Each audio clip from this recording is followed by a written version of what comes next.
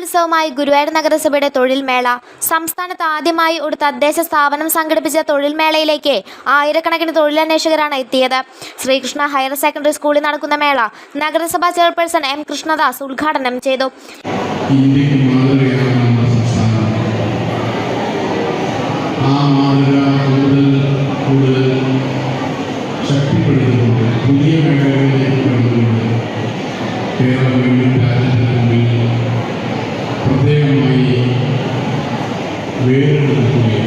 Vice chairperson Aneeshma Shanoj അധ്യക്ഷത വഹിച്ചു.